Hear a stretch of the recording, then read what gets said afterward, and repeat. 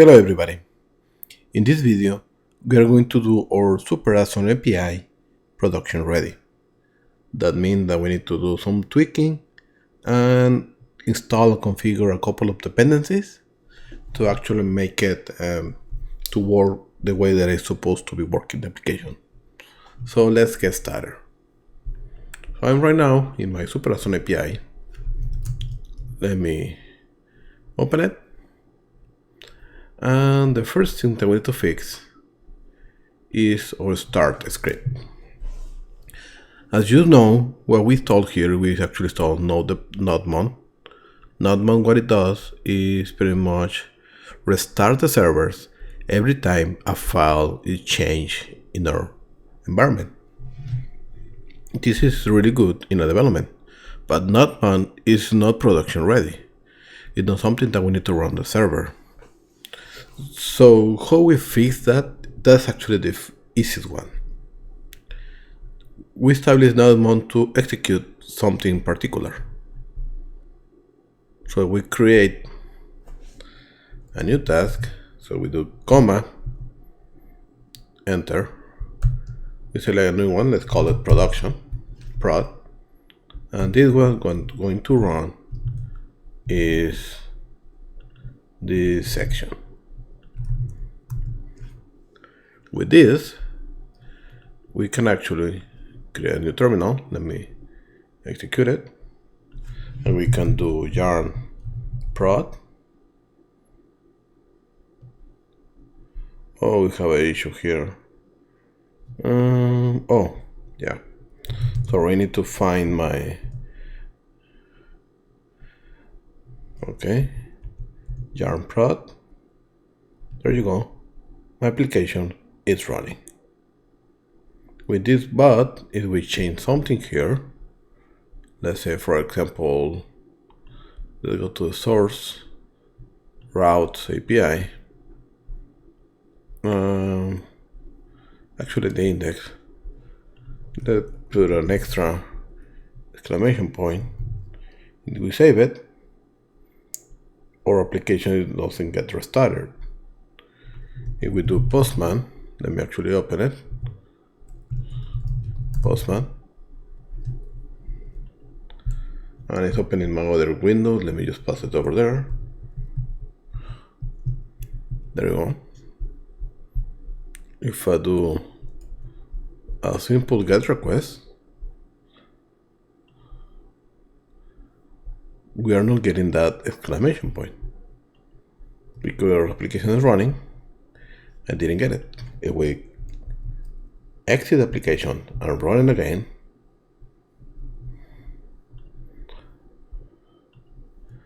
the change is reflected.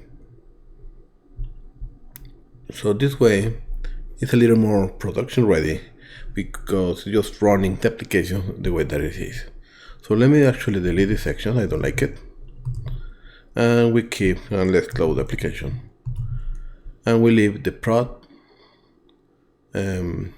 script to run in production mode and the start to run development mode. Actually, we can actually call it development, yarn production, and that could work too. But for consistency, we have it using a start. Let's leave it as start. Okay, this is actually the first one that we need to install. So we need to run. The second one, we need to install a dependency, and we're going to install .environment. This what it does is pretty much giving us the opportunity to have environmental files or type it like this, and instead of hard coding this value, we can use it with process.m. the name of the variable. Something really similar to the way that we did with the view. Just view pass it only the one that's called view app at the beginning. In this example, we can actually pass whatever we want. So let's actually do that. So we're going to install it with the yarn add.emp.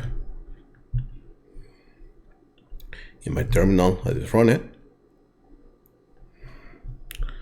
And the way to configure, we need to go to the index.js file at the very beginning I like to actually execute.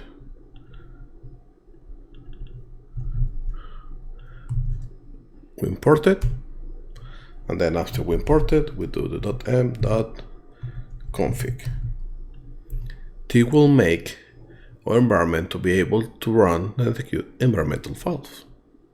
For those files to be created, in a root application, we need to create a new file called .env.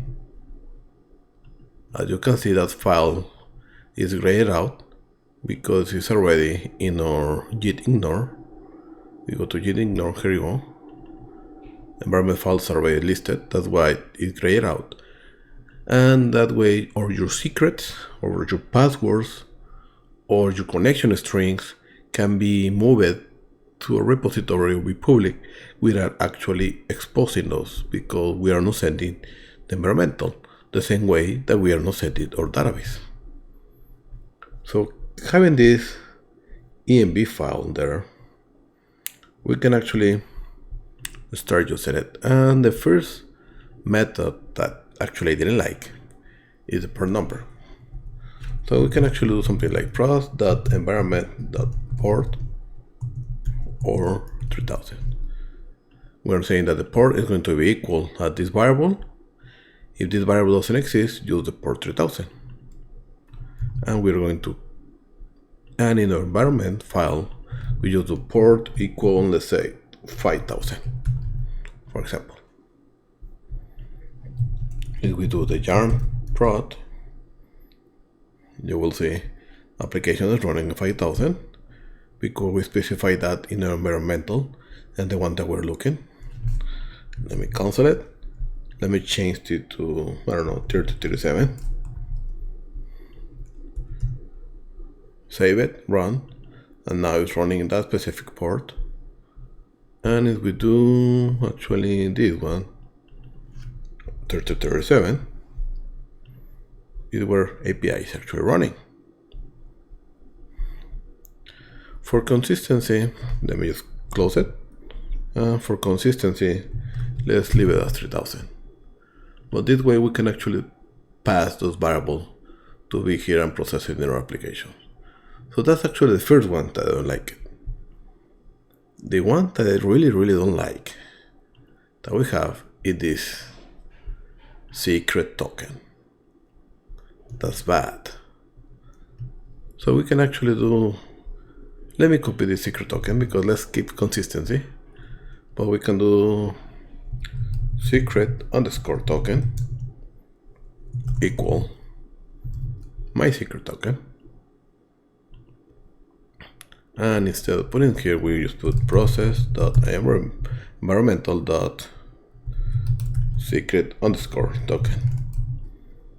So that way, we are not sending our password in our source code. This is actually a best practice. Let's run the application again. Oh, let me actually call the post. We cannot get any response. The headers, the authorization, we have my secret token. Oh, it doesn't exist. API /post.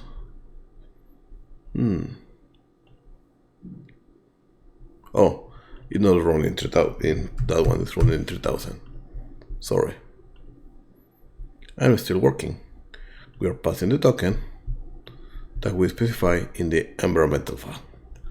And let's leave it like that. So now we are able to send the port and the token. One last thing that I like to pass is our database connection. So actually, I don't like to pass this one. Let's do process.environmental.db_type. And we can do here db_type equals SQLite, and then db_file equal do this file.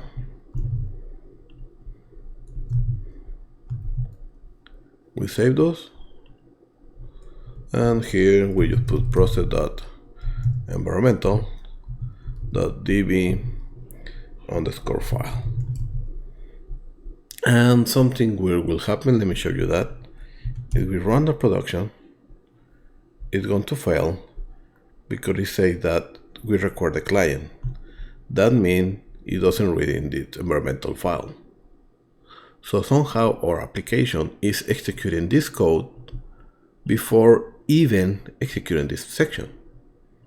So in order to fix it, let me just close this, is passing this index, this part of the index, the .env and the configuration. Let me remove it from here. And in my configuration file for the database, let me put it on the top. Let me execute again. And now our application is running. So somehow Node.js, our system, is using the require, is executing this section before even start reading this section. Because of that, this is going to be the entry point for the configuration. That's why we're putting it there. Now that we're seeing that is no issue there, we should be able to call the API and it's still working.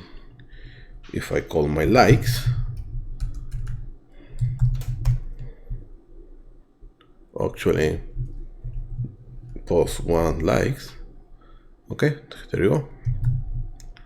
If I call my dislikes, it's there. So my API is working the way that it's supposed to. So now we have the process environmental file and we have the yarn production environment. Another one that I like to have, and it's really important, is course. Course, let me actually click this section. The cross-origin resource sharing. What it does is a mechanism that allows restriction to be requested for another domain. And this is going to be really important. Our front-end application is on super as an app that your domain, and the API is going to be in another completely different domain. Because it's going to be a completely different domain, we need to enable the cross-origin resource. We're telling, okay, we are allowing that this particular website is going to making calls to our API. That's pretty much what we're doing. And to configure, it's really simple. The only things that we need to do is we do yarn add course.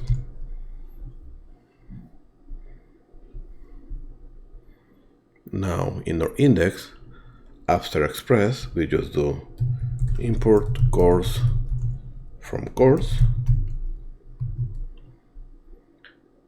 And after the express JSON, we just do app.use and we do course, open close, we open an object and we click origin. And let's do process.environmental.origin. This variable is going to be the website that are going to make it the calls. So we need to go to environmental files, create the origin, and it's going to be equal. In this particular case, we are using our own computer. We just need to put HTTP /localhost port 8080, because this is the port and the website that we're running for a Vue application locally. On the server, this is going to be changed to the application itself, but for now we leave it like that. We just check that it's working, exit production, and something is missing. Oh, there you go. I put course with double S. Yes. And it's with only once, as you can see here. Let me save it and execute again. And our application is running perfectly fine. So let me close it. We can leave it like this. And one last step that actually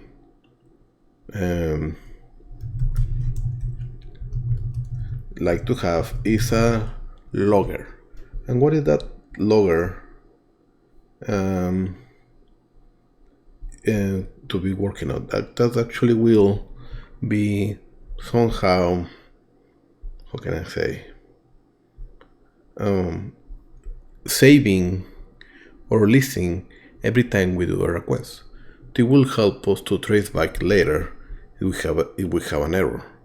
So let me show you how that works. And that one actually is called Morgan, I believe. Yes. So this simple, we specify require, and we import it, and we just execute it. And this will actually just give us a way to, let me show you here. Application use Morgan, and that way everything is going to be logged. So let's actually use it. So let me do yarn add Morgan. We're going to import Morgan from Morgan, and we're going to say after course application that use Morgan, and I believe we have several versions. Pretty.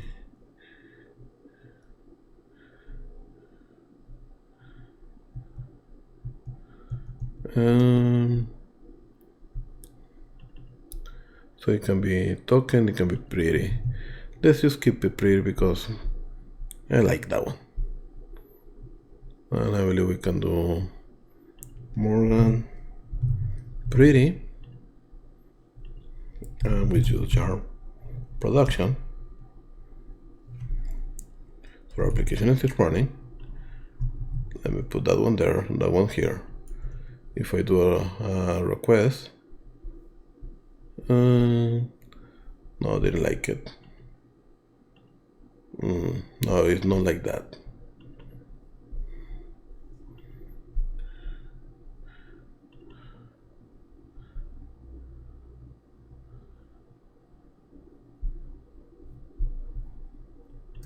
Let me put Morgan pretty.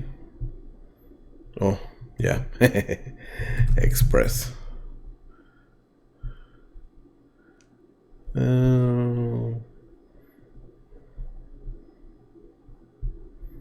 Let's actually use tiny, probably.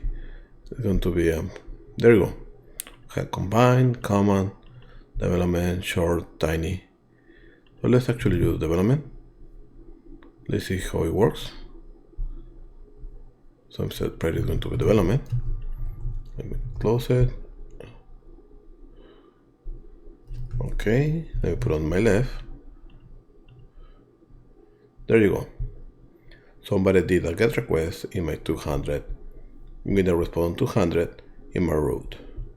And we can see how long it took to actually make the request. So if I do the API,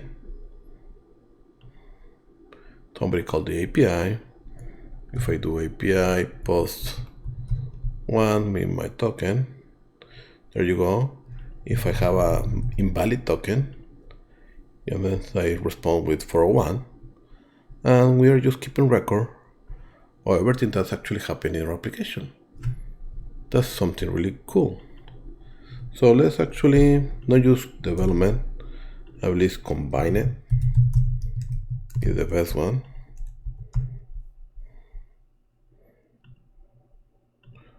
Let me try to remember, and that will tell me the time and the URL and the agent to actually try to get the request. So we have 401 from localhost. This means localhost, so we can actually trace back which IP is making my request. So this is going to be the best one. There you go. We can see that those ones are working. We're responding with 200. That means that is okay. Let me put my token that is supposed to be and call my API post 1. Everything is working. Let me see the likes. and we do something that doesn't exist, we get a 404, and that got get logged too. So these are the elements that I believe are important right now for our application. So getting traceback, we install a new script, production one, without nodemon, because nodemon is not for production. It's just checking if something changed. In production, nothing's supposed to change in our application. That's something really important. Until we want it to change, that is different. And I will show you later how to have something similar as nodemon to run the app, but in production state. We install the .emp and we put it in the configuration for the database, because somehow our application is executing this one first. It's uncommon. I want to say that, because this one is supposed to be in your index, because that's the entry point. But somehow the application is executing this, probably because just the word required there is executing this section first, that our index, and because of that we put a .m there. Then we install course and we configure it, and we install Morgan and we configure it. That way we are able to have our application ready. So now that we have everything there, we can stage all the changes. We do production ready and commit, and then I will sync those changes and send it to my GitHub. Perfect. Next video, we are going to create and deploy the application in a server. Happy coding, everybody.